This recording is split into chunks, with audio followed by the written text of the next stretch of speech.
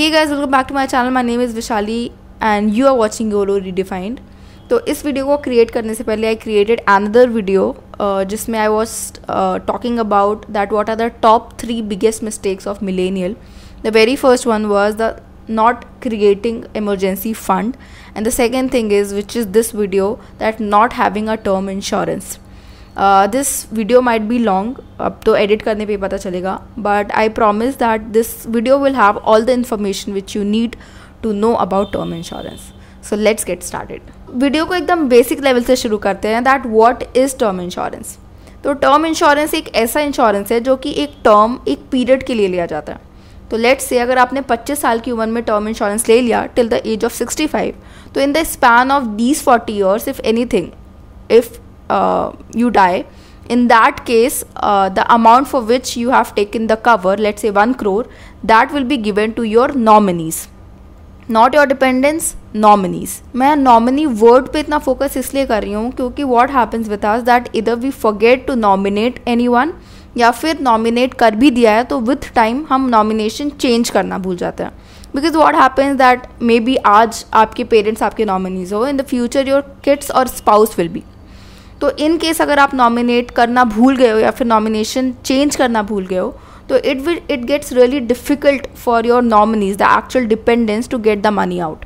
ऐसा नहीं है कि आपके क्लेम्स अप्रूव नहीं होंगे, लेकिन देर आर चांसेस कि more and more documents will be required and काफ़ी ज़्यादा प्रॉब्लमेटिक हो सकता है इस क्लेम को अप्रूव करवाना.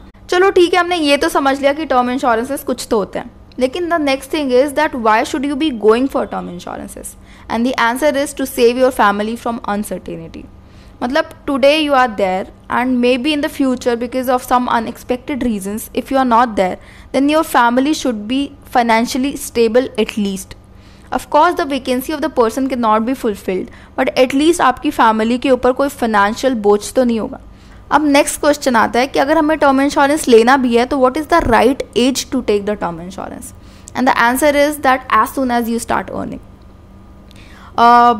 In India what happens that we mostly start earning by the age of 22, 23, 24 let's say. तो उस पर्टिकुलर टाइम पीरियड में mostly our parents are working and at the same time of course we are not married, so we don't have any dependents also. So people think कि जब शादी वादी होगी तब देख लिया जाएगा. But the biggest reason that you should be getting insured right after you start earning is, first thing is uncertainty. Let's say if anything happens to you in couple of years, भगवान ना करे, but in case if that happens to you, then of course your parents are going to age someday, and that's how you are saving them from the uncertainties. Second thing is premium charges. Premium is basically the amount which you pay in order to get yourself insured. जैसे जैसे आपकी as बढ़ती है आपके premium charges भी बढ़ते हैं. आप पॉलिसी बाजार जैसी वेबसाइट में जाके आप वहाँ पे अपना डेट ऑफ बर्थ चेंज करके आप देख सकते हो कि what is the premium amount for different ages. तो हो सकता है कि 25 साल की उम्र के लिए for someone who is 25 the premium charges are 800. वहीं पे अगर किसी की एज 30 है तो प्रीमियम चार्जेस 1000 रुपये. तो you can see the difference in the premium here itself. लेकिन आप बोलोगे ठीक है मंथली 200 रुपये तो हैं, नहीं. At the same time you have to think about the inflation also. तो हो सकता है कि अभी for any person who is at 30 उसके लिए 1000 रुपीज़ का टर्म इंश्योरेंस है, but in future after 5 years when you will be 30 that particular amount में increase to 2000 itself. So that's why it's always best to take your term insurance as you start earning. इसका एक third और बहुत important reason भी है कि let's say अगर आप अपना टर्म इंश्योरेंस 25 साल की उम्र में ले लेते हो तो देयर आर हाई चांसेस कि आपको कोई हेल्थ कंडीशन नहीं होगी, and eight the same time शायद आप स्मोक एडिक्ट भी ना हो.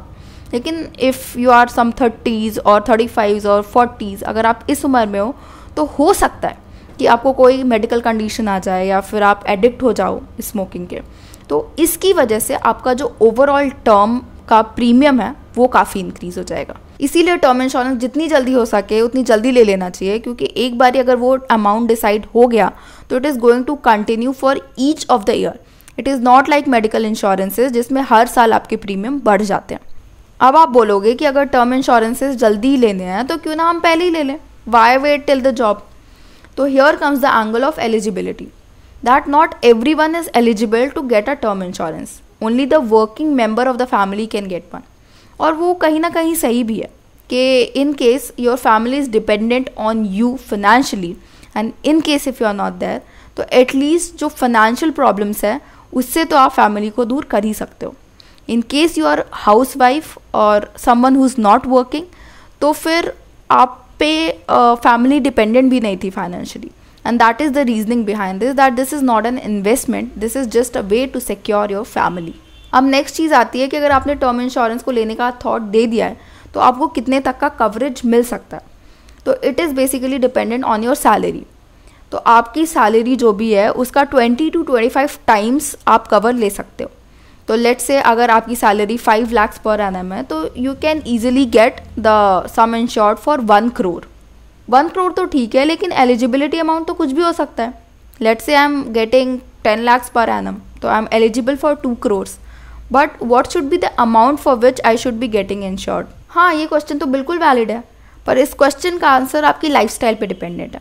तो आपको सिर्फ ये सोचना है कि अगर आपको कल ही, ऑफकोर्स जैसे आपने टर्म इंश्योरेंस ले लिया, अगर उसके नेक्स्ट डे अगर आपको कुछ हो जाता है तो what should be the amount जो आपकी फैमिली को 15-20 साल तक सफिशिएंटली रन कर सके. तो आपको अपने एनुअल एक्सपेंसेस निकालने हैं और उसको मल्टीप्लाई करना है at least by the number 20 and that should be your amount.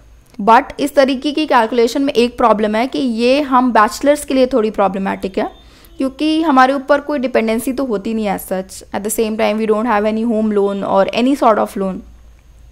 हमारे खुद के एक्सपेंसेस भी इतने कोई हाई नहीं होते हैं. तो in that case just to remain safe side आप 1 crore तक का कवर तो ले ही लो, because of course your family will increase in future. In case ऐसा अगर होता है कि आपकी लाइफ स्टाइल ड्रास्टिकली चेंज हो जाती है तो आप फ्यूचर में एक नया टर्म प्लान भी ले सकते हो. ऑफकोर्स जो आपका एग्जिस्टिंग वन है आप उसमें चेंजेस नहीं कर सकते, बिकॉज एज आई मैंशन ये टर्म प्लान के प्रीमियम एक बार फिक्स हो गए तो फिक्स हो जाते हैं.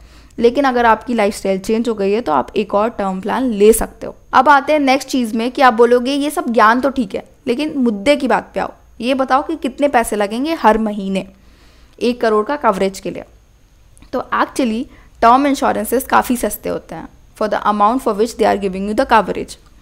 तो लेट्स से अगर आपने 25 साल की उम्र में टर्म इंश्योरेंस ले लिया है and you are covering yourself till the age of 65, basically 40 years का window.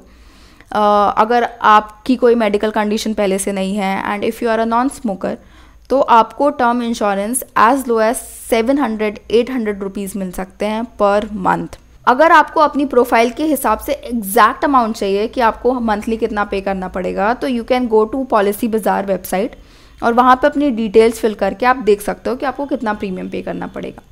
Just my personal suggestion that के पॉलिसी बाजार की कॉलिंग टीम बहुत तगड़ी है. मतलब वो आपको कॉल कर करके परेशान कर देंगे. तो when they ask for your phone number you can just give any random number in case you are not interested in buying the policy from them. मैं ऐसा नहीं बोल रही हूँ कि वहाँ से पॉलिसी मत लो. It is their team is really helpful. आपको सारी फॉर्म फिलिंग और जो जितनी भी प्रोसीजर है उससे आपको प्रॉपरली वो गाइड करेंगे, सपोर्ट करेंगे without taking any extra charge. लेकिन अगर आप सिर्फ कंपेयर करने के पर्पज़ से जा रहे हो या फिर if you just want to check it out, तो फिर देयर आर चांसेस कि आप काफ़ी परेशान हो जाओगे. अब आते हैं नेक्स्ट क्वेश्चन पे, जिसमें सबसे ज़्यादा कन्फ्यूजन होती है कि लेट्स से हम स्टार्ट तो जल्दी कर देंगे, लेकिन किस एज तक हमें इंश्योर्ड रहना है वो कैसे डिसाइड करें. तो इसका सिंपल सा आंसर है कि आपकी लाइफस्टाइल को देख के आपको क्या लगता है कि आपकी फैमिली आप पर कब तक डिपेंडेंट है. For me I personally think that 65 years age is the good age कि आप तब तक इंश्योर्ड रहो. आजकल कंपनीज 80, 90, 100, 200 ईयर्स का भी इंश्योरेंस देती हैं, पर उसकी क्या ज़रूरत है, you need to ask yourself. I will give an example to you. So let's say even if you have your child by the age of 35, so by the time you will be 65, your child will be 30, which is a good age to be financially independent. तो I think 65 is the good age. इससे ऊपर आपको नहीं लेना चाहिए. और ये सिर्फ मैं financial respect में बात नहीं कर रही हूँ. I'm talking about the human nature as well. So let's say if you have taken the insurance of 75 years, तो by the time you will be 75, your child will be close to 45, right. तो let's say अगर आपको 73 या 74 की as में कोई medical condition आ गई तो your child might not even bother to get you treated. ये एक बहुत हार्श रियलिटी है. बट ये रियलिटी है, मतलब इट्स अ सैड ट्रूथ कि this is how psychology works. It's 1 crore is a huge amount, right. तो इस वजह से अपने इंश्योरेंस को ओवरडू कभी मत करो. ये ही एक वेरी इंपॉर्टेंट चीज़ है जो किसी भी वीडियो में समझाई नहीं जाती है, कभी नहीं बताया जाता है. So everything, finance and human nature, human psychology goes all together. तो ये ह्यूमन साइकोलॉजी और इमोशन वाला पार्ट कट ऑफ कर दिया जाता है from finances, and that's why I wanted to bring this up to you all. Next thing, और ये भी बहुत ज़्यादा कन्फ्यूजन एंड बहुत ज़्यादा इल्यूजन वाली चीज़ है कि now what happens that these insurance companies what they do, कि एक पहली चीज़ तो ये हो गई कि आपका जितना भी प्रीमियम का अमाउंट है वो आप हर साल एनुअली या मंथली लेवल पे you pay till the age you are covered. तो लेट से आपने अगर 65 साल तक की उम्र तक अपने आप को कवर करके रखा है, तो आपको 65 साल तक हर महीने या फिर हर साल, what ever the plan you have chosen, आपको पैसे पे करने पड़ेंगे. Now they have brought this new thing कि आपको सिर्फ 10 साल पेमेंट करने की ज़रूरत है. ऑल्दो आप इंश्योर्ड 65 साल तक ही रहोगे, लेकिन आप सिर्फ 10 साल पेमेंट करो एंड देन फिर चिल करो. अब this limited year payment is also not a good idea. तो आपको एजेंट्स क्या बोलेंगे कि आपको जो ये लिमिटेड ईयर्स वाला प्लान है, it is going to be cheaper for you. I will give you an example. So let's say क्या होता है कि आप 25 साल की उम्र में इंश्योरेंस ले लेते हो और आप 65 ईयर्स तक लेते हो, तो you are insured for 40 years. Let's say आपका एनुअल जो प्रीमियम है वो 10,000 के आसपास है. तो for the 40 years you have to pay 4 lakhs in total. तो ये एजेंट्स क्या बोलेंगे, and this is how policy works also, कि आप एक साल में 20,000 रुपये दो और आपको सिर्फ 10 साल तक पेमेंट करनी है. तो basically that will be equal to 2 lakhs. तो वहीं पे जहाँ आपको 4 लाख पे करने थे, आपको सिर्फ 2 लाख पे कर दें. सो बेसिकली आपका 50% का फ़ायदा हो गया, राइट? नहीं, तो एक्चुअली फ़ायदा आपका नहीं हुआ है, फ़ायदा कंपनी का हुआ है. कंपनी का कैसे हुआ है कि if you know anything related to compounding और investment, you must be knowing कि टाइम का फैक्टर कितना इंपॉर्टेंट है किसी भी इन्वेस्टमेंट में.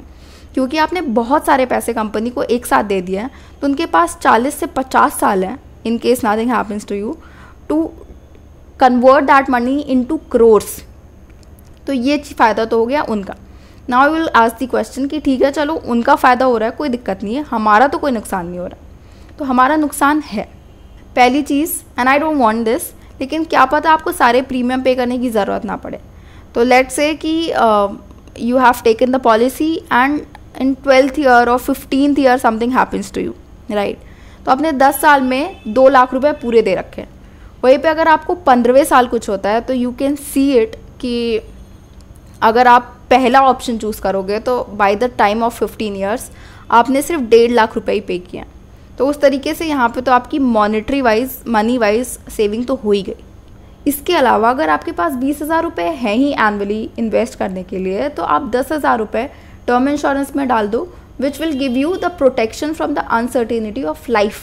Again it's a security, it's not an investment. और जो 10,000 बाकी के बचे, आप उसको इन्वेस्ट कर दो म्यूचुअल फंड्स, स्टॉक्स या फिर whatever you find convenient. Because the goal is to be rich when you are alive. When you are gone anyway, that particular money is not going to make your family rich.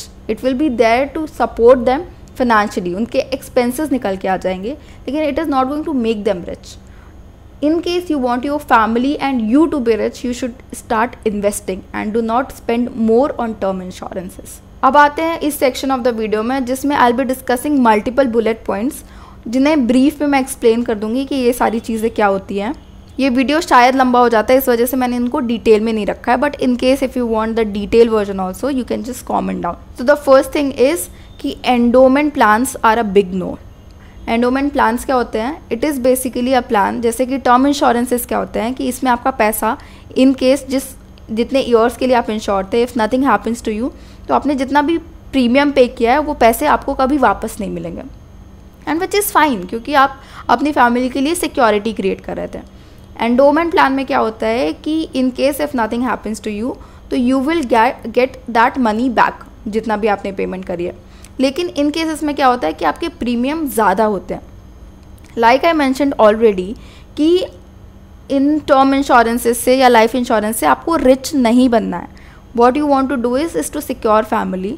तो क्योंकि premium ज़्यादा है तो जितने भी extra पैसे लग रहे हैं एंडोमेंट प्लान में, उसकी बजाय आप क्या करो कि आप टर्म इंश्योरेंस में पैसे डालो, बाकी बचे हुए पैसे आप इन्वेस्टमेंट्स करो उसके। सेकेंड पॉइंट बहुत इंपॉर्टेंट है लड़कियों के लिए, क्योंकि when I was personally taking the term insurance I was just wondering कि मुझे लेना भी चाहिए कि नहीं लेना चाहिए, because obviously how the society runs there is always a male member in the family who takes care of the finances.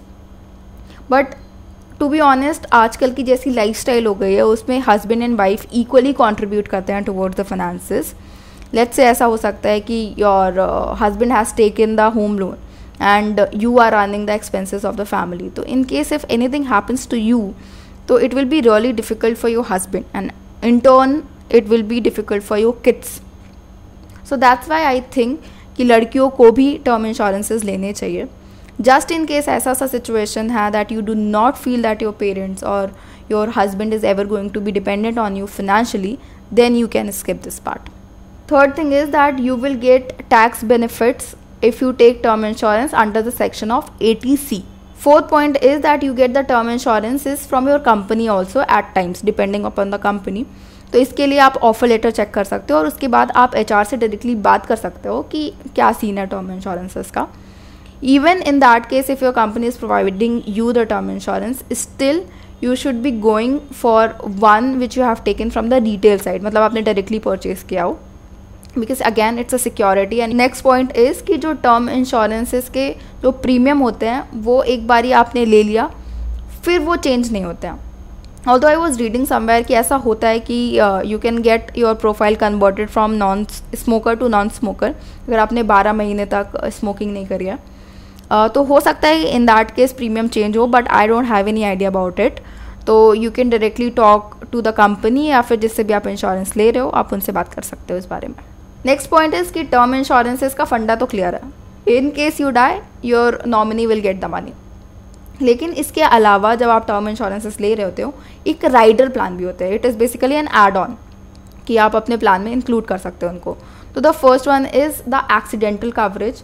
तो ये शायद कुछ ही रुपए, I think 50-60 rupees per month आप एक्स्ट्रा पे करके you can get your self insured from any accidental damage. तो in case अगर किसी एक्सीडेंट की वजह से आपको परमानेंट प्रॉब्लम हो गई है आपको, तो you will get some insurance of I think 10 lakhs और समथिंग, तो you will get that money. Second rider is critical illness rider.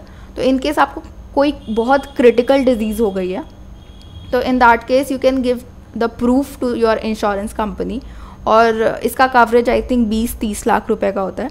तो you will get that amount, you don't have to die. So that's the thing.